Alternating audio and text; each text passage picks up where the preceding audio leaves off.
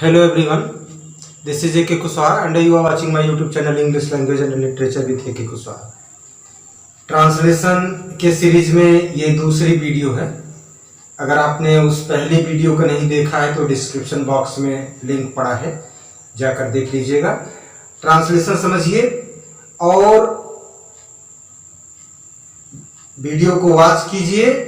अंतिम में मैं करूंगा एक क्वेश्चन जिसका आंसर आप कमेंट बॉक्स में कीजिएगा। आइए देखते हैं। ऐसा कोई सेंटेंस हिंदी में जिसमें कर्ता हो, कभी हो, क्रिया हो, कभी हो, क्रिया हो।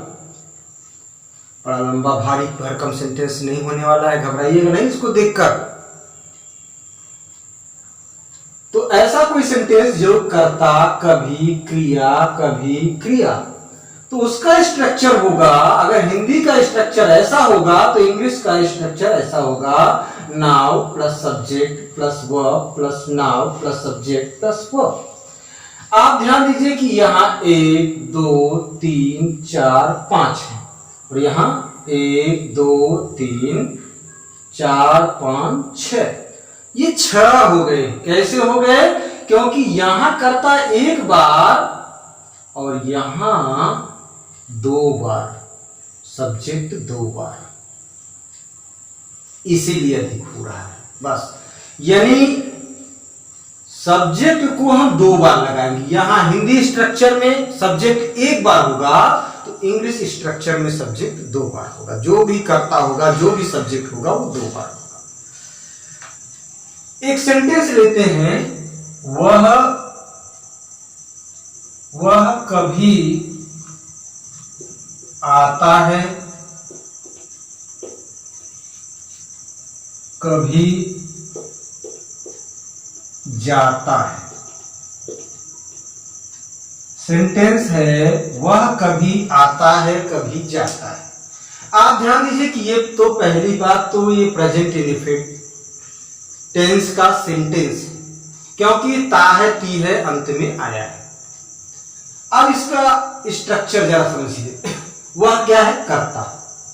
ये है आपका कर्ता, ये वह। कभी यहां है, कभी यहां है। क्रिया यहां है, ये क्रिया है। कभी यहां है, कभी यहां है। क्रिया यहां है, क्रिया यहां है। आप देखिए इस स्ट्रक्चर पर ही बैठ रहा है, यानी ये कर्ता, कभी, क्रिया, कभी, क्रिया।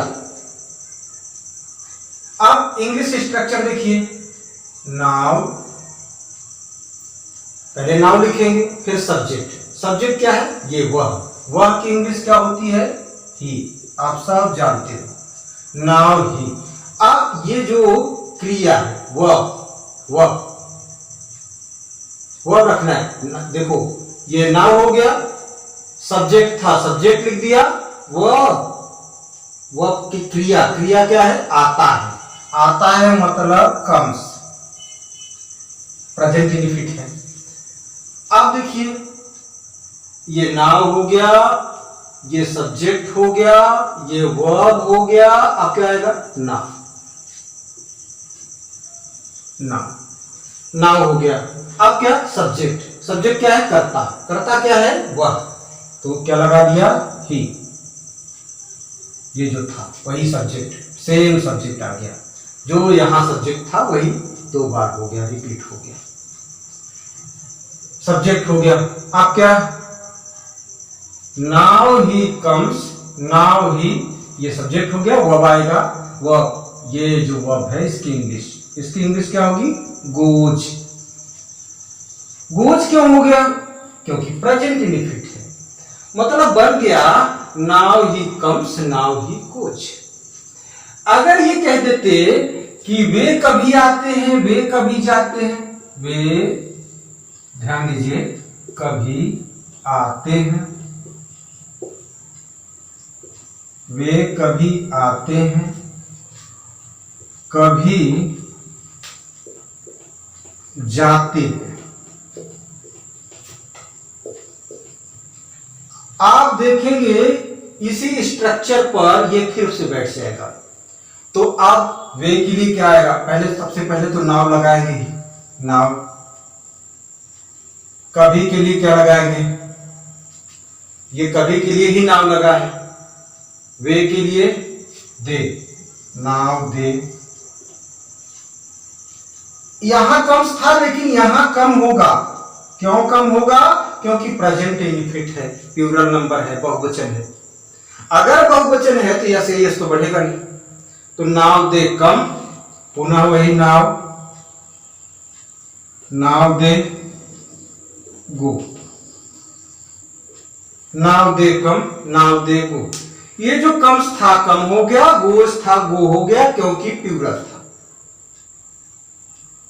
एक बार पुनः देखेंगे, नाव, ये नाव हो गया, देखिए नाव, नाव, सब्जेक्ट सब्जेक्ट, वर्ब वर्ब, नाव नाव, सब्जेक्ट सब्जेक्ट, वर्ब वर्ब।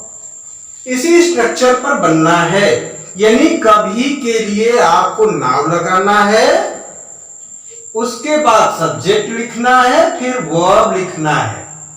कभी के लिए नाव लिखना है, सब्जेक्ट लिखना है, फिर वर्ब लिखना है, पुनः नाव लिखना है कभी के लिए, सब्जेक्ट लिखना है, फिर वर्ब लिखना है, क्रिया।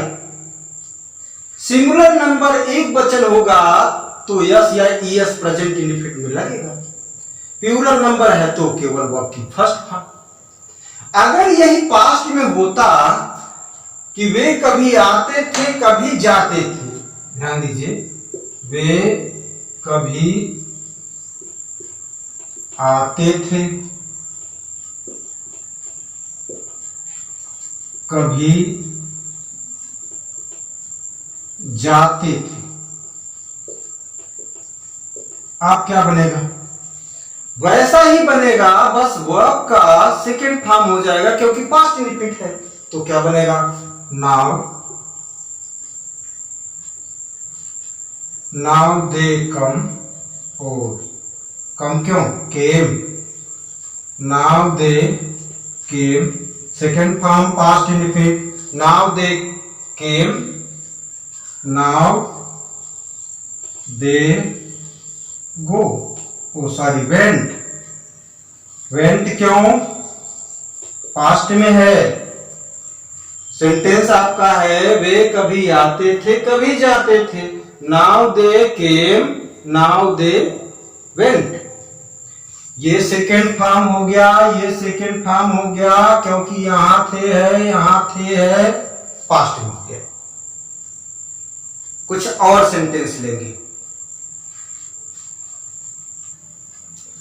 नेक्स्ट है, वह कभी पकाती है, वह कभी पकाती है,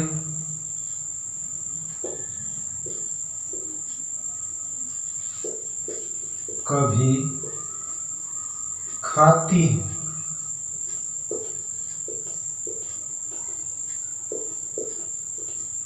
अब क्या बनेगा, वही नाउ, सब्जेक्ट क्या है, शी, वह, नाउ शी, पकाने की इंग्लिश क्या, कुक।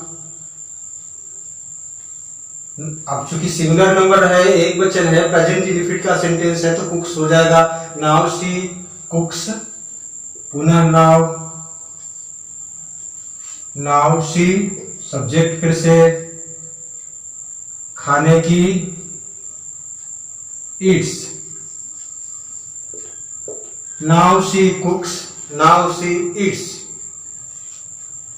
नेक्स्ट है, वे कभी आते हैं कभी, ये तो अभी हम लोग कर लिए हैं। वह कभी उठता है कभी बैठता है, वह कभी उठता है कभी बैठता है।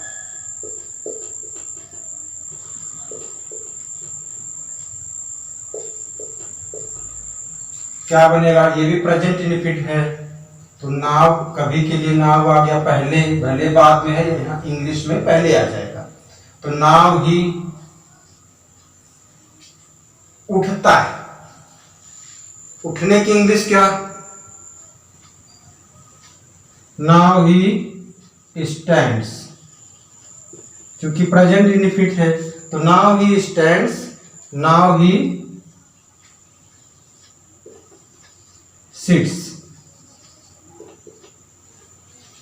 एक सेंटेंस और लेते हैं, वे कभी खेलते हैं कभी झगड़ते हैं।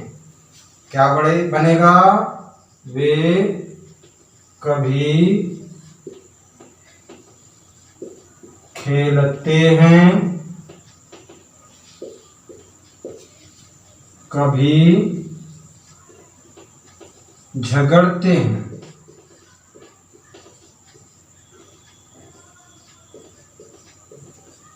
अब क्या बनेगा?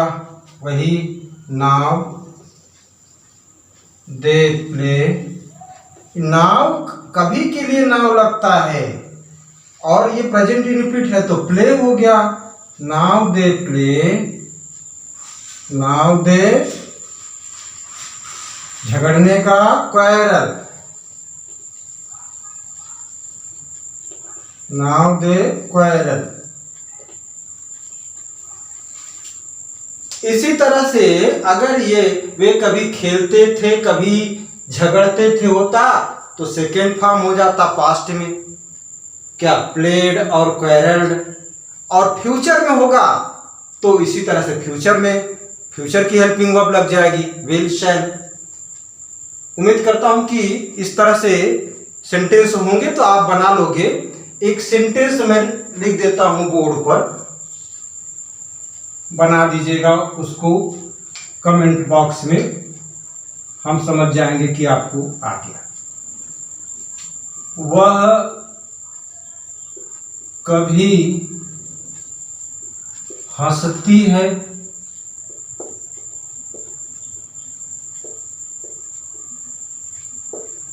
कभी रोती है।